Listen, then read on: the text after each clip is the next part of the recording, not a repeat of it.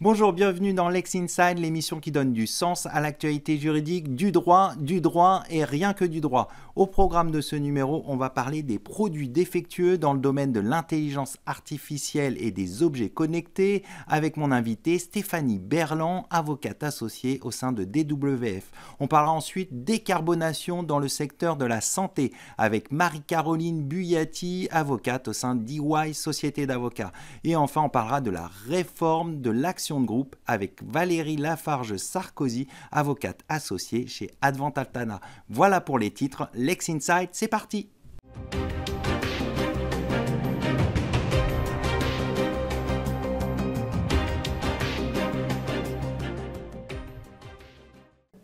En début de cette émission, on va parler produits défectueux dans le domaine de l'intelligence artificielle et des objets connectés avec mon invité Stéphanie Berland, associée chez DWF. Stéphanie Berland, bonjour. Bonjour Arnaud Dumouriez. Le cadre juridique des produits défectueux a évolué avec la directive de 2024.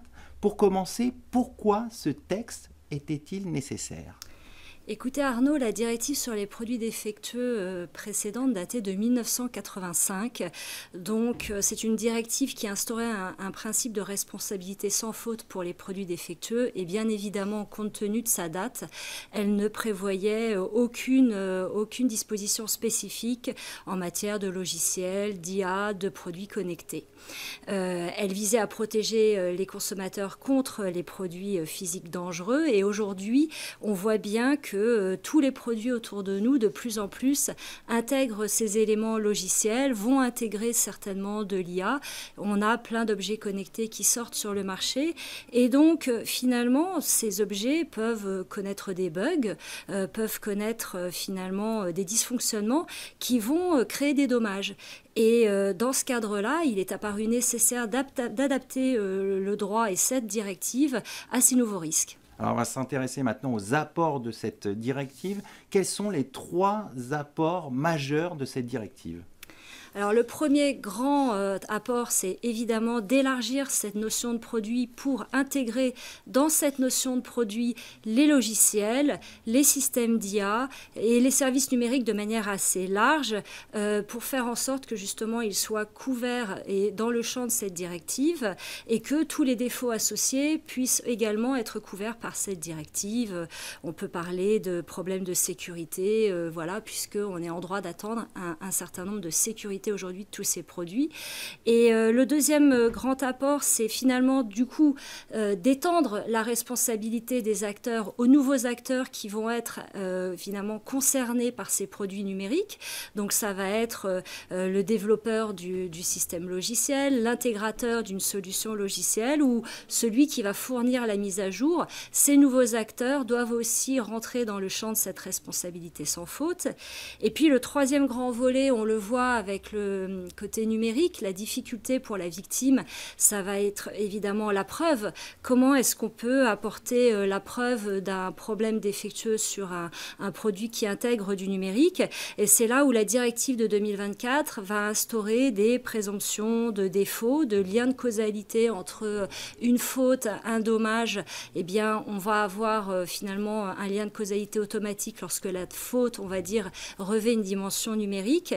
Et puis, un autre élément important, c'est évidemment la communication d'éléments techniques qui va permettre à la victime de rapporter la preuve de ce défaut. Et ça, le juge se voit donner de nouveaux pouvoirs. Alors, vous l'avez dit, les logiciels et l'intelligence artificielle sont désormais pleinement couverts par cette directive sur les produits défectueux. Concrètement, qu'est-ce que ça change pour les développeurs et les éditeurs ? Alors là, c'est un changement radical puisque, comme je vous le disais, finalement, ces acteurs étaient écartés du système précédent. Donc aujourd'hui, lorsqu'on est éditeur de logiciels, lorsqu'on est producteur d'un système d'IA, on peut maintenant voir sa responsabilité engagée, même si finalement, on n'est pas le fabricant du produit physique qui va intégrer ces systèmes numériques. Et donc, ça va impliquer pour tous ces nouveaux acteurs qui arrivent de revoir leurs procédures de test, de revoir aussi leur documentation et puis de s'assurer d'être bien couvert contre les risques de cybersécurité. Et un dernier aspect mécaniquement juridique, ça va être aussi de revoir les conditions générales de vente et peut-être même leur police d'assurance. Alors, je voudrais revenir sur un autre point que vous avez signalé. La directive allège le fardeau de la preuve pour les victimes.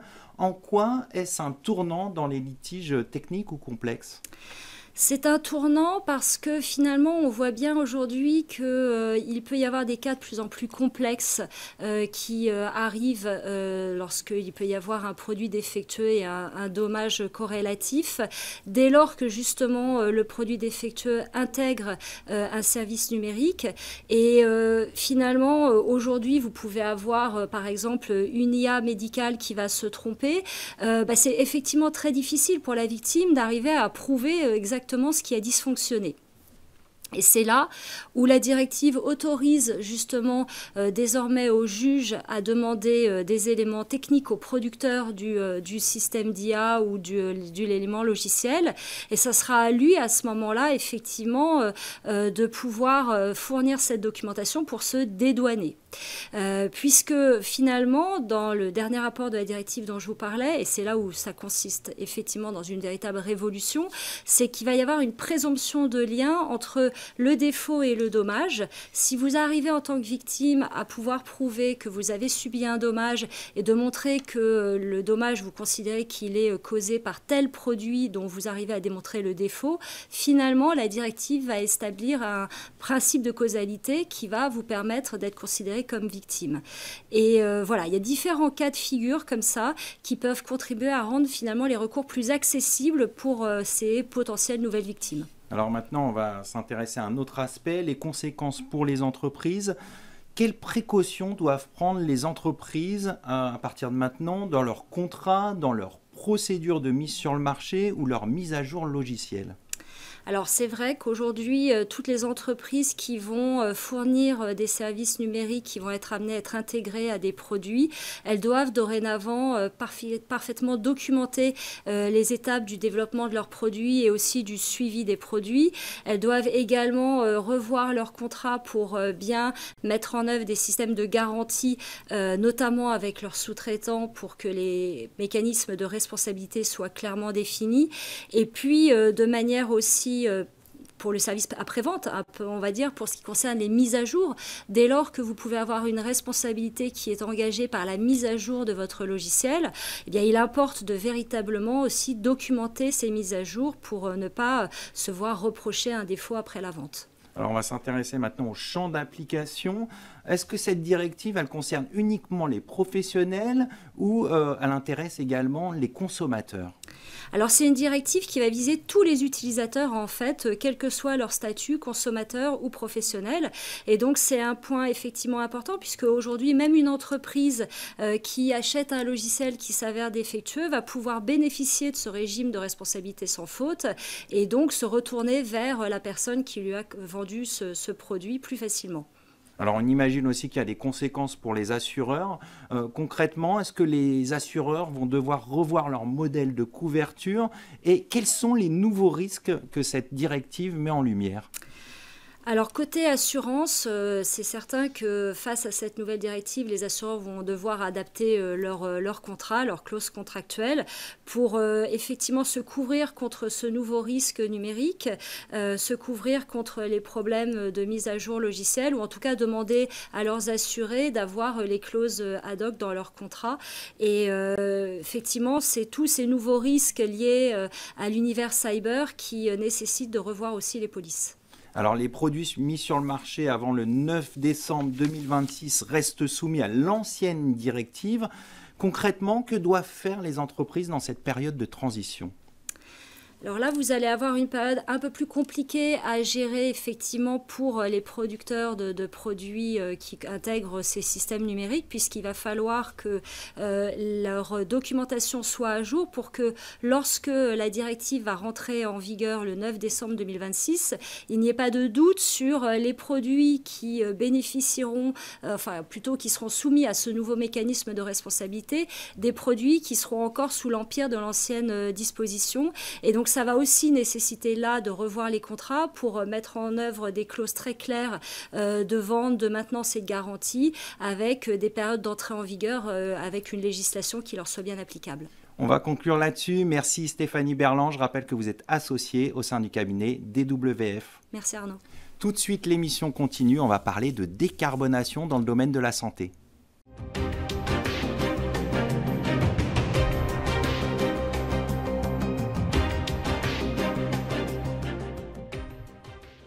On va s'intéresser à la décarbonation dans le domaine de la santé avec mon invitée Marie-Caroline Buyati, avocate chez EY, société d'avocats. Marie-Caroline, bonjour. Bonjour Arnaud, merci beaucoup de me recevoir. Donc on va parler de la décarbonation dans le secteur de la santé. On va explorer ensemble les enjeux de cette décarbonation, mais tout d'abord, on va s'intéresser en quoi ce secteur justement est concerné par cette décarbonation. Alors le secteur de la santé, c'est un secteur qui est particulièrement concerné par les enjeux liés à la décarbonation. Pourquoi ? Premièrement, donc, comme toutes les entreprises du secteur, hein, ce sont des entreprises qui sont concernées par leurs émissions de gaz à effet de serre. Et la santé a un aspect particulier, c'est qu'en fait, elle est censée soigner.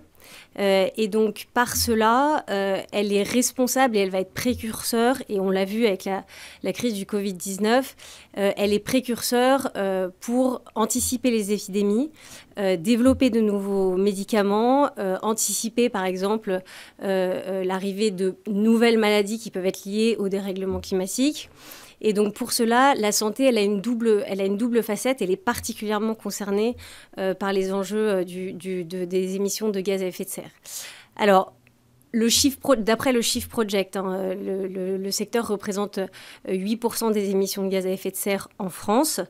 Par rapport à d'autres secteurs, par exemple l'industrie agroalimentaire, ça paraît moins.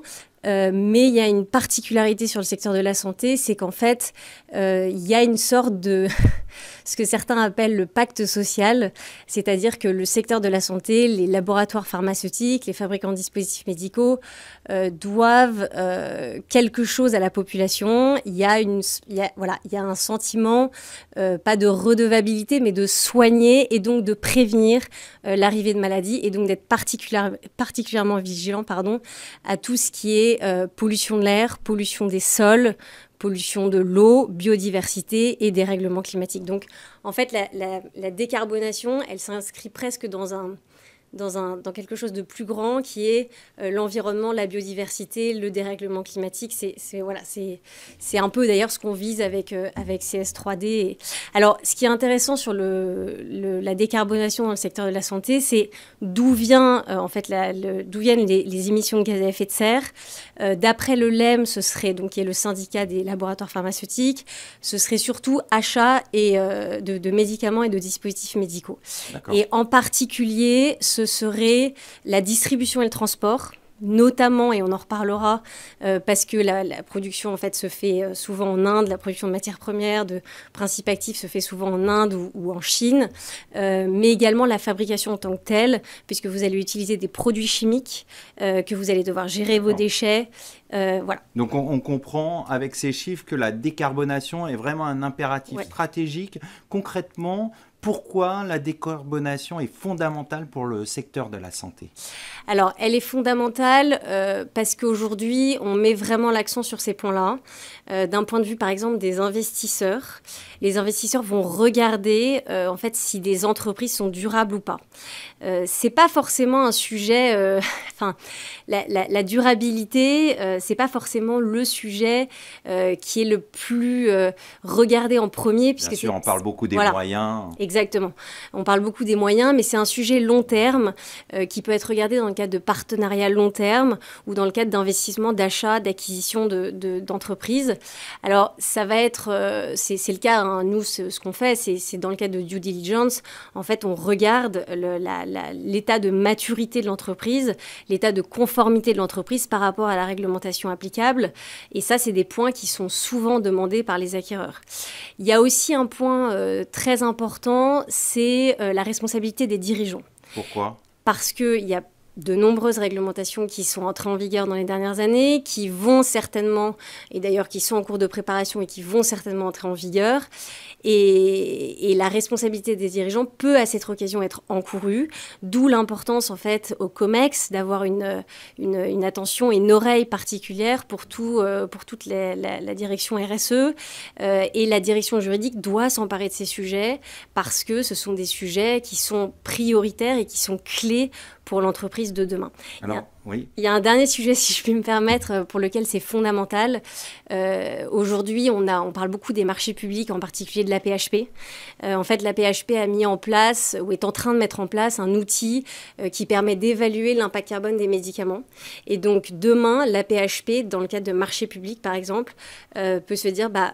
on va sélectionner tel ou tel laboratoire parce que les médicaments qu'ils produisent, parce que tel ou tel médicament est plus vertueux d'un point de vue Alors ça, c'est un indicateur important et c'est un levier de décarbonation. Est-ce qu'il y en a d'autres ? C'est un lieu d'écrire. Il y en a d'autres. Alors, par exemple, c'est la Banque de France qui a mis en place un outil, en fait, qui permet alors, c'est à la discrétion de l'entreprise, mais qui permet de noter, c'est un indicateur climat. Et donc, en fait, vous pouvez publier votre indicateur climat et c'est un outil qui peut être regardé non seulement par vos investisseurs, mais également par vos partenaires. Donc, dans le cadre de contrats, demain, si je signe un contrat, même en tant que fournisseur de services, si je suis choisi par un fournisseur de services, par un client, par un fournisseur, je peux, en fait, cette personne-là peut regarder un peu comme le Nutri-Score avec les aliments. En fait. Pour les produits de consommation. C'est une forme de notation des entreprises, oui. D'accord, donc ça c'est un aspect important et un levier pour décarboner. Quelles sont les perspectives ? Comment vous voyez le développement ? Est-ce que justement l'écosystème va s'emparer de ces outils pour décarboner ? Alors l'écosystème a déjà commencé à s'en emparer et ça c'est bien, notamment parce qu'il y a une réglementation en fait qui force les entreprises. On le voit cette année en fait avec CSRD, on va le voir dans les prochaines. Donc CSRD, pour le contexte, CSRD c'est la directive qui en fait impose un reporting extra-financier et qui notamment va évaluer l'impact de votre entreprise sur l'environnement et inversement de l'environnement sur votre entreprise. Et donc là on a les premiers rapports qui ont été remis, mais on a également d'autres réglementations. Donc on a CS 3D qui est déjà entré en vigueur et qui va être dans les prochaines années vraiment mise en place. Donc là on a une véritable c'est pas simple parce que en fait il y a un contexte réglementaire qui est assez contraignant. Exactement, et ça nous ramène à ce que je disais au début, c'est que le secteur de la santé est très internationalisé parce que vous avez la fabrication de matières premières, de principes actifs qui ne sont pas toujours en France parce que ce sont des denrées qu'on ne trouve pas en France, qui ne sont pas produites en France et c'est historique. Et donc là, tout ce qui est CS3D va avoir un véritable impact parce que ces entreprises-là sont confrontées à des enjeux internationaux, parce que les entreprises qui fabriquent des matières premières en Inde ne sont pas elles-mêmes soumises à la même réglementation. Et d'où l'importance d'impliquer la direction juridique, parce qu'il va falloir revoir éventuellement certains contrats, revoir certaines clauses dans les contrats, et ça voire même en fait négocier autrement, modifier ses fournisseurs, et ça c'est des choses qu'il faut prendre en compte, et d'où l'importance d'impliquer en fait la direction juridique dans ces négociations. Alors après. Ouais, allez-y. Et dernière chose pour conclure, comment justement vous accompagnez les directions juridiques en leur indiquant justement ces bonnes pratiques, c'est ça ? Exactement. Alors nous, on leur indique ces bonnes pratiques, on les prévient sur la réglementation applicable, la réglementation en cours, la réglementation à venir. Pour les entreprises, pour les laboratoires pharmaceutiques et les fabricants de dispositifs médicaux qu'on connaît bien, on leur indique si tel ou tel produit qu'ils ont dans leur portefeuille peut être visé par une réglementation particulière. D'accord. Je donne un petit exemple, si je puis me permettre. Et on finira là-dessus. Ouais, c'est la réglementation sur les effets sur les gaz à effet de serre fluorés, en fait, vous avez des produits qui sont eux-mêmes directement visés, par exemple les inhalateurs comme la ventoline ou alors aussi les anesthésiants. Et par exemple, le desflurane a été interdit totalement de commercialisation. Donc ça peut viser des produits très spécifiques et parfois les entreprises ne le savent pas en réalité. On va finir là-dessus. Merci Marie-Caroline. Merci Arnaud. Je rappelle que vous êtes avocate au sein de EY, Société d'avocats. Merci beaucoup. Tout de suite, on poursuit l'émission. On va parler de la réforme de l'action de groupe.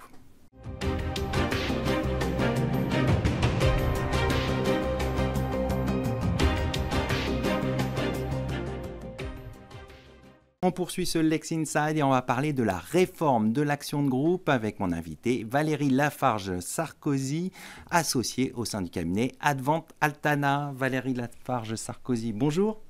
Arnaud Demorier, bonjour, merci de me recevoir. Nous allons décrypter ensemble la réforme de l'action de groupe qui est introduite par la loi du 30 avril 2025. Pour commencer, en quoi consiste le régime unifié de l'action de groupe mis en place par cette loi ? Eh bien, comme vous le saviez, auparavant, nous avions une kyrielle d'actions de groupe au nombre de 6. Nous avions l'action de groupe droit de la consommation, par exemple, droit du travail, droit des données personnelles, droit de l'environnement. Et chaque action avait un régime différent. Donc l'objectif de cette loi, c'est d'unifier tous ces régimes. Et maintenant, il y a une loi et donc un régime unique pour toutes les actions de groupe qui pourraient être unifiées avec certaines dérogations bien sûr et une dérogation qui concerne le droit de la santé. Donc je n'aborderai pas le droit de la santé dans le cadre de cette interview. Alors on va s'intéresser au champ d'application de la loi. Ce champ a été élargi. Concrètement, quel est-il ? Alors le champ d'application a été élargi d'une part en ce qui concerne les personnes concernées, qu'il s'agisse des victimes potentielles ou qu'il s'agisse des auteurs. Donc avant, par exemple, on parlait en droit de la consommation d'un consommateur, on parlait d'un professionnel, ils étaient définis dans la loi. En matière de droit du travail, on parlait de l'employé ou on parlait de l'employeur. Et maintenant, on définit les personnes physiques et morales qui auraient été victimes d'un manquement qui leur aurait causé un préjudice. Donc ce sont les potentielles victimes. Et on définit les personnes physiques et morales qui, dans le cadre professionnel, qui auraient potentiellement causé un manquement et ou un préjudice. Bon, on voit bien que c'est beaucoup plus large. C'est plus large. Et en ce qui compte... Alors, il y a aussi de plus d'acteurs qui peuvent initier cette action, on en parlera tout à l'heure. Et puis, il y a aussi l'étendue en ce qui concerne le préjudice, parce qu'avant, par exemple, en ce qui concerne le préjudice en droit de la consommation, on ne pouvait indemniser que le préjudice patrimonial. Et maintenant, il est possible que tous les préjudices soient indemnisables et puis on peut aussi faire cesser un manquement. Et donc, on peut faire cesser un manquement et ou indemniser un préjudice. Alors, autre création de cette loi, le financement par les tiers est désormais encadré. Concrètement, quelles sont les modalités de financement par les tiers ? Alors, ce dont nous avons parlé précédemment, ce n'est pas une nouveauté, c'est-à-dire que les précédentes lois ont été abrogées et il y a eu une extension. Là, le financement par le tiers, c'est totalement nouveau, c'est-à-dire qu'il n'y avait pas de financement par le tiers auparavant. Et donc maintenant, il est possible effectivement de se faire financer par un tiers dans des conditions qui sont très précises, c'est-à-dire que ce tiers ne doit pas avoir d'influence, ne doit pas avoir de conflit d'intérêts, et c'est très encadré parce que c'est une cause d'irrecevabilité de la demande en action de groupe. Et c'est aussi un sujet assez particulier puisque il doit y avoir également une publicité qui doit être faite. Or, à ce jour, le décret n'est pas sorti. Donc, nous ne savons pas comment il va y avoir éventuellement une publicité de ceux qui vont éventuellement financer une éventuelle action groupe. Alors, autre évolution, la procédure a été simplifiée. Pouvez-vous revenir sur la suppression de la mise en demeure préalable ? La mise en demeure préalable, elle existait auparavant, pas pour toutes les actions. Pour certaines actions, il y avait une mise en demeure préalable. Il a été dit que c'était un frein pour initier les actions de groupe, que ce délai de 4 mois était possiblement un problème. Donc, il a été décidé de supprimer les mises en demeure préalables, à l'exception de l'action en manquement en matière de droit du travail où il y a une forme de mise en demeure qui subsiste. Alors vous l'avez dit tout à l'heure, de nouveaux acteurs peuvent initier une action de groupe. Qui sont ces nouveaux acteurs ? Alors ces nouveaux acteurs, donc on a toujours les associations agréées reconnues d'utilité publique dans certaines conditions. Nous avons aussi maintenant les actions non agréées qui peuvent initier l'action en manquement, aussi dans certaines conditions. Nous avons le ministère public qui peut aussi initier l'action. Nous avons 60 entités européennes définies dans le journal officiel de l'Union européenne. Nous avons aussi des organisations syndicales représentatives, donc pour certaines actions de groupe en droit du travail, et aussi des organisations représentatives des pêcheurs, des produits de la mer et du secteur agricole. Donc on voit que c'est beaucoup plus large. Donc c'est beaucoup plus large, probablement dans un objectif démocratiser un peu cette action. Démocratiser cette action, qu'il soit plus facile de l'initier. Voilà. C'est une bonne chose pour vous ?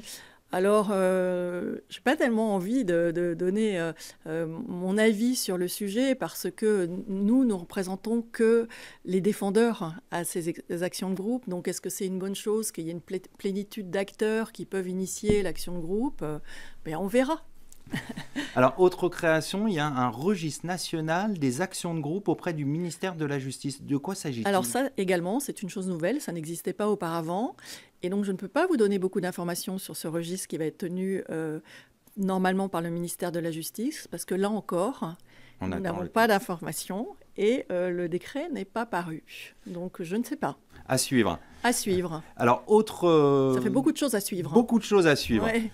Et il y en aura d'autres. Vous reviendrez pour en parler sur ce plateau. Voilà, avec plaisir. Alors, autre création du texte, ce texte institue une compétence d'attribution au profit de certains tribunaux judiciaires pour connaître les actions de groupe. Là également, Arnaud Dumouriez, à suivre, parce que figurez-vous que nous ne savons pas quels vont être ces tribunaux judiciaires, et nous ne savons pas quels ils vont être, et nous ne savons pas non plus combien ils vont être. On a parlé de 2, peut-être. En tous les cas, l'objectif, c'est aussi probablement d'avoir des magistrats ultra spécialisés pour une matière qui le nécessite et du coup une jurisprudence uniforme. Un peu comme le contentieux du droit émergent, droit de l'environnement, devoir de vigilance, où on a créé une chambre dédiée. Voilà, exactement, ou pour la rupture abusive de relations commerciales. Voilà, donc c'est pas quelque chose de nouveau dans notre paysage, mais c'est quelque chose de nouveau pour l'action de groupe. Enfin, le tribunal judiciaire était déjà compétent, mais qu'on crée des chambres spécialisées. Donc nous sommes dans l'attente de savoir comment ça va se passer. Ça fait beaucoup de choses à suivre, comme vous l'avez dit. Ça fait beaucoup de choses à suivre, exactement. Alors il y a une autre nouveauté, c'est une amende civile qui a été introduite. De quoi s'agit-il ? Alors cette amende civile, elle est codifiée à l'article 1254 du Code civil. La loi, elle, n'est pas codifiée. C'est une amende qui peut être demandée par le ministère public devant les tribunaux judiciaires et par le gouvernement devant le tribunal administratif. Elle est destinée à abonder un fonds qui va servir à financer les actions de groupe. Elle peut être élevée, puisque pour les entreprises, ça peut être le quintuple du montant de la condamnation. Donc ça peut être conséquent. C'est très encadré aussi, parce qu'elle ne peut être demandée que dans certains cas précis. J'attends que le Conseil constitutionnel soit saisi de ce sujet. Pour vous, il y a une faille ? Je pense qu'il serait bien qu'il y ait une question prioritaire de constitutionnalité qui soit posée. Ce serait quoi le fondement ? On en parlera. Bon, ce sera peut-être l'occasion d'en reparler sur ce plateau. Avec grand plaisir. Merci Valérie Lafarge-Sarkozy. Je rappelle que vous êtes associée au sein du cabinet Advent Altana. Merci Arnaud Dumouriez. C'est le moment de conclure ce Lex Inside. Merci de votre fidélité. Restez curieux et informés. À très bientôt sur Be Smart for Change.